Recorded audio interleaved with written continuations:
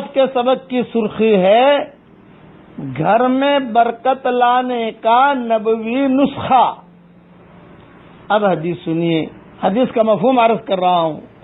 ایک مرتبہ ایک صحابی حضرت محمد صلی اللہ علیہ وسلم کی خدمت میں حاضر ہوئے اور عرض کیا کہ حضرت بچے بہت ہیں اور دھندا نہیں ہے، کاروبار نہیں ہے تو اس میں اتنا پیسہ نہیں ملتا جس سے میں خرچہ اٹھاؤں. تو آپ نے فرمایا میں تجھے ایک وظیفہ بتاتا ہوں. حضرت ضرور بتائیے. آپ صلی اللہ علیہ وسلم نے ارشاد فرمایا، جب کچھ چیزیں بتائی میں گنوا رہا ہوں تاکہ آپ کو یاد رہے. نمبر 1، گھر میں داخل ہو تو سلام کرو، چاہے گھر میں کوئی ہو یا نہ ہو.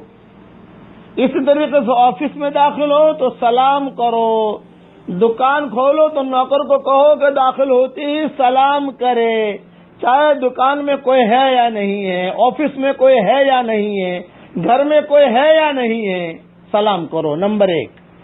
نمبر 2، درود شریف پڑھو.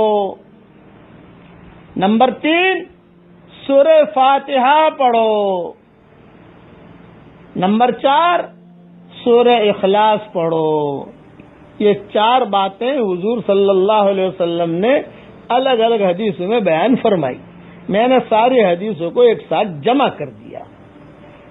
نمبر 1 سلام، نمبر 2 درود شریف، نمبر 3 سورہ فاتحہ، نمبر 4 سورہ اخلاص.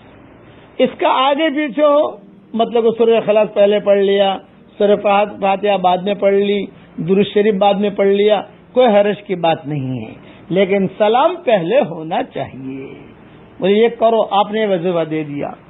اب وہاں جو بات تھی وہ یقین کی تھی، ٹرائی کی نہیں تھی. حضور نے فرمایا ذرا ٹرائی تو کرے، یہ نہیں تھا، یقین کی بات تھی. جو یقین کے راہ پہ چل پڑے انہیں منزلوں نے پناہ دی، جنہیں وسوسوں نے ڈرا دیا وہ قدم قدم پر بہٹ گئے. اب کچھ دنوں کے بعد وہ صحابی کی حضور صلی اللہ علیہ وسلم سے ملاقات ہوئی. آپ نے فرمایا بھی بتاؤ کیا حال ہے؟ تو صحابی نے کہا کہ حضرت میں نے پابندی سے ہی عمل شروع کر دیا، الحمدللہ میرے مال میں اتنی برکت ہوئی کہ میں اپنے بال بچوں پر خرچ کرتا ہوں پھر بھی مال بچ جاتا ہے. تو میں نے رشتہ داروں پر خرچ کرنا شروع کیا، پھر بھی مال بچ جاتا ہے.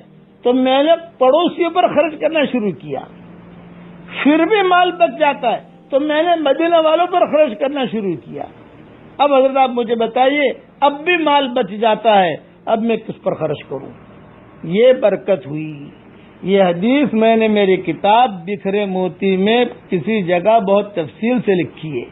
میں سفر میں ہوں، 12 جلدیں ہیں بکھرے موتی کی. میں نے ساتھ نہیں رکھتا کتاب سفر وزن کی وجہ سے، اس لیے وہاں حوالے دیکھ لیے جائیں، اور دوسری بھی کتابوں میں یہ حدیث موجود ہے. خلاصہ کلام یہ ہے کہ گھر میں داخل ہوتی ہی سلام کرنے والا بھی اللہ کی حفاظت میں آ جاتا ہے. گھر میں داخل ہو کر جب کوئی نیک کام کیا جاتا ہے، سلام کیا، یہ کیا، وہ کیا، عبدالشریف بڑی، تو شیطان کہتا ہے بابا بھائی یہاں ڈنر بھی نہیں ہے اور یہاں بریک فاسٹ بھی نہیں ہے، یہاں رات کا کھانا بھی نہیں ہے، کچھ بھی نہیں ہے، بھاگو. شیطان آٹومیٹک نکل جاتا ہے. اور گھر میں جا کر گڈ مارننگ، گڈ ایوننگ، یہ جو غیروں کا غبار ہے یہ آدمی کرے گا تو خیر و برکت کہاں سے آئے گی؟ اس لیے خیر اور برکت گھروں میں لانی ہے، سلام کیجیے. اور جو میں نے ترتیب بتائی، سلام، درود شریف، سورہ فاتحہ، سورہ اخلاص، اسے مضبوطی سے پکڑ لیجئے اور اپنے بچوں کی بھی عادت ڈالیے.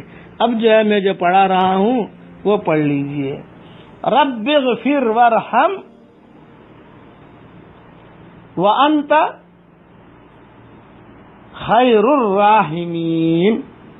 یہ اللہ نے حضور صلی اللہ علیہ وسلم کو پڑھوایا ہے قرآن میں، اور وہی چیز میں آپ کو پڑھوا رہا ہوں. اس میں مغفرت کے، رحمت کے بڑے بڑے سمندر چھپے ہوئے ہیں، جو عرش والا ڈائریکٹ اللہ کو، نبی کو پڑھوا رہا ہے، وَقُلْ رَبِّ اغْفِرْ وَارْحَمْ وَأَنْتَ خَيْرُ الرَّاحِمِينَ، یعنی جب اللہ تعالیٰ خود پڑھوا رہا ہے تو کہ بہت بڑی چیز ہے جو اللہ پڑھوا رہا ہے۔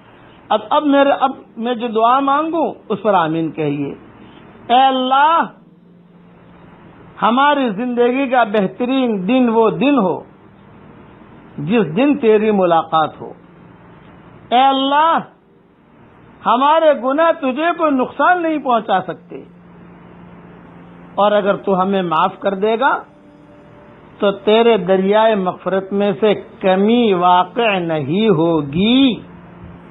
اے اللہ، تو ہم سب کو معاف فرما دے۔